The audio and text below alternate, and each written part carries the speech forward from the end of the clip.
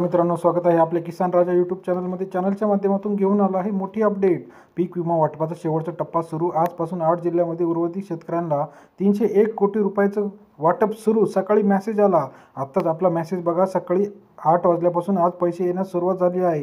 गेल्या काही दिवसामध्ये जे काही 2991 कोटी रुपये झाले होते, तर उर्वरित 993 कोटी रुपये आजपासून जमा व्हायला सुरुवात झाली आहे। महाराष्ट्रातील कोणत्या जिल्ह्यामध्ये हे पैसे जमा झाले आहे? पीक विमाचे लेटेस्ट अपडेट, PMFBY संकेतस्थळावरून आलेली महत्त्वाची माहिती। आपल्या जिल्ह्यामध्ये पैसे आलेले आहे का नाही हे सविस्तर बघायचं आहे। कोणत्या जिल्ह्यामध्ये किती वाटप झालेले आहे, आपल्या जिल्ह्यात वाटप कधी होणार, सविस्तर चर्चा करूया चॅनलच्या माध्यमातून। चॅनलला जर तुम्ही नवीन असाल, पीक विमा असेल, शेतकऱ्यांच्या समस्या असतील, यांच्याविषयीची लेटेस्ट मार्केट रेट असतील, याविषयीचा आपण व्हिडिओ आपण आज तयार करत आहोत। 7 जिल्ह्यात 29 जिल्ह्यामध्ये पैसे आलेले आहे।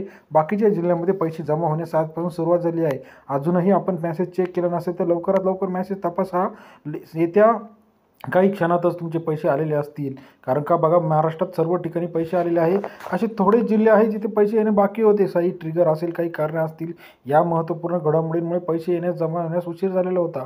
मध्ये जी लाडकी बहिणीचा अमाऊंट असेल, याच्यामुळे सुद्धा काही ठिकाणी पैसे लेट आलेले आहे। परंतु आता सर्व ठिकाणी महाराष्ट्रात पीक विमा जमा झालेला आहे। आपल्याला काय करायचं आहे, कोणत्या संकेतस्थळावर जाऊन ही माहिती चेक करायची आहे। कुठे पैसे चेक करायचे आहे तर PMFBY संकेतस्थळावरती जाऊन मोबाईल नंबर, आधार नंबर टाकून लॉग इन करायचं आहे आणि आपल्याला लगेच पैसे जमा करायचे आहे। किंवा जर आपल्याला हीच काही जमत नसेल तर आपल्या नजदीकच्या CSC सेंटर किंवा कृषी अधिकाऱ्याकडे जाऊन आपली यादी बघायची आहे। असं चेक करायचं आहे PMFBY या संकेतस्थळावरती जाऊन। पीक विमा लेटेस्ट अपडेट, पीक विमा जमा झाला आहे का नाही, मिड टर्म पीक विमा, क्रॉप यील्ड जमा झाला आहे का नाही ते चेक करायचं आहे। त्याच्यासाठी मराठवाड्यातील 8 जिल्ह्यामध्ये खरीप पीक विमा हंगाम 2024 नुकसान भरपाई मंजूर झाली आहे। 30 एप्रिलपर्यंत 1968 कोटी होती, त्यापैकी 1667 कोटी जमा झाले आहे। मराठवाड्यातील छत्रपती संभाजीनगर, जालना, बीड, धाराशिव, लातूर, परभणी, हिंगोली या सर्व ठिकाणची पीक विमा भरपाई मंजूर झाली आहे।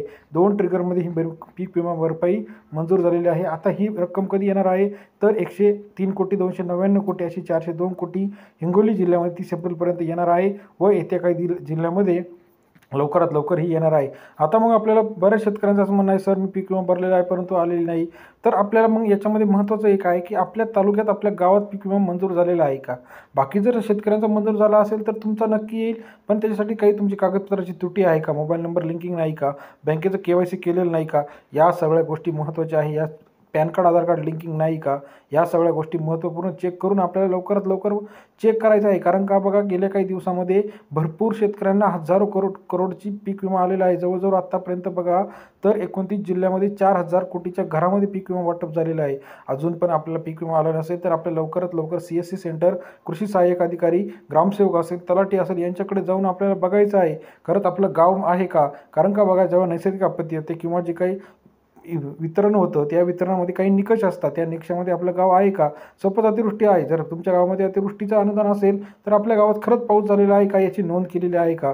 या प्रत्येक याची नोंद आपली पीक पाणी असेल, पीक पाणी असेल किंवा जे सरकारी अधिकारी आहे हे नोंद करत असतात, यांनी जर व्यवस्थित नोंद केलेली असेल तरच आपल्या ठिकाणी अतिवृष्टी असेल किंवा दुष्काळ असेल किंवा पिकांचं समुपदेशन असेल की या सर्व ठिकाणचे अनुदान मिळत असते। आपणास हा व्हिडिओ कसा वाटला, माहितीपूर्ण व्हिडिओ बघा आणि शेवटपर्यंत बघा। कारण का बघा, आपण अतिशय सोप्या भाषेमध्ये शेतकऱ्यांना माहिती देत असतो। आपल्याला जर काही समस्या असतील तर कमेंट करून कळवा आणि येत्या काही दिवसामध्ये राहिलेल्या या बँकांमध्येच आता पैसे येणार आहे। शेतकऱ्यांनी चेक करायचं आहे, कारण कधी कधी काय होतं, शेतकरी लोकल बँकांचे सुद्धा अकाउंट देत असतात। या लोकल बँकांमुळे सुद्धा कधी कधी पैसे येण्यास उशीर होत आहे। ही व्हिडिओ जर तुम्हाला आवडली असेल तर व्हिडिओ सेव्ह करा आणि लाईक, सबस्क्राईब करायला विसरू नका। धन्यवाद मित्रांनो।